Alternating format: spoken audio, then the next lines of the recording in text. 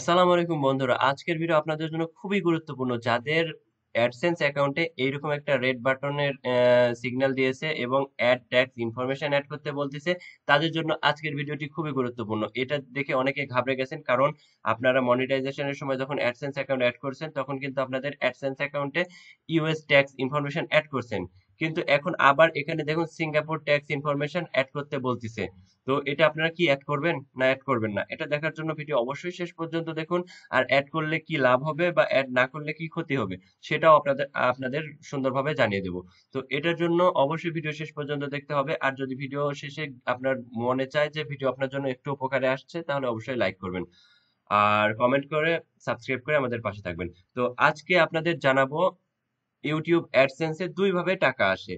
প্রথম যে অপশনটি সেটা হচ্ছে ইউটিউব পেমেন্ট করে, ইউটিউব পেমেন্টের মাধ্যমে অ্যাডসেন্সের টাকা জমা হয়। আর আরেকটি যে মাধ্যমে টাকা আসে, দেখুন আপনাদের অনেক সময় এই যে দেখুন আমাদের একটি অ্যাডসেন্স অ্যাকাউন্টে কন্টাক্ট ইওর সাইট অ্যাড করতে বলতেছে, যেমন যে কোনো ব্লগ সাইট বা ওয়েবসাইট অ্যাড করলে সেই ওয়েবসাইটে যে ব্যানার আকারে বা বিভিন্ন, দেখুন আপনারা অনেক ওয়েবসাইটে যাওয়ার পর অনেক অ্যাড দেখতে পান। সেই অ্যাডসেন্স যদি আপনারা ওয়েবসাইটের সাথে যুক্ত করেন বা আপনাদের ওয়েবসাইটে যদি অ্যাডসেন্স অ্যাড করতে পারেন, এরপর সেই অ্যাডসেন্স অ্যাকাউন্ট যদি আপনার এই ইউটিউবের যে অ্যাডসেন্স অ্যাকাউন্ট এটার সাথে হচ্ছে আপনি সংযুক্ত করতে পারেন, তাহলে সেই ওয়েবসাইট বা সেই ব্লগ সাইট থেকে অ্যাড এর মাধ্যমে যে টাকা আসবে সেটা এসেও জমা হবে এই অ্যাডসেন্স অ্যাকাউন্টে।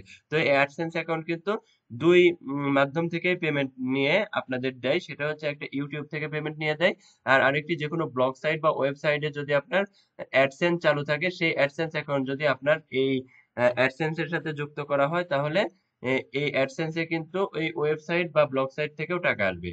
তো আপনারা যদি আপনাদের যদি ব্লগ সাইট বা ওয়েবসাইট থেকে এই অ্যাডসেন্স এর সাথে সংযুক্ত করা থাকে, তাহলে এই সিঙ্গাপুর অ্যাডস ইনফরমেশন বা ট্যাক্স ইনফরমেশন আপনাকে সাবমিট করতে হবে। আর যদি শুধু আপনি ইউটিউব থেকে আর্নিং করেন বা শুধু ইউটিউব থেকে ইনকাম করেন, তাহলে কিন্তু আপনার এই ট্যাক্স ইনফরমেশন অ্যাড করতে হচ্ছে না। এটার প্রমাণ এটাই দেখুন, এটা কিন্তু আমার আর্নিং, দেখুন ইউর আর্নিং, এটা কিন্তু ইউটিউব না, এটা হচ্ছে সেই ওয়েবসাইট অথবা ব্লগ সাইটের সাথে যদি যুক্ত করা থাকতো, তাহলে এখানে জমা হতো। তো আমার দেখুন এখানে ইউটিউব পেমেন্ট, এটা দেখুন এই যে ইউটিউব বাংলাদেশ, তো এটা অ্যাডসেন্স এর ডলারের এখানে জমা হয়, আর এটা ইউটিউবের ডলার এখানে জমা হয়। তো দেখুন ইউটিউব অ্যাডসেন্স এ ক্লিক করলে কিন্তু আমাদের এই সিঙ্গাপুরের ট্যাক্স ইনফরমেশন কিন্তু থাকতেছে না।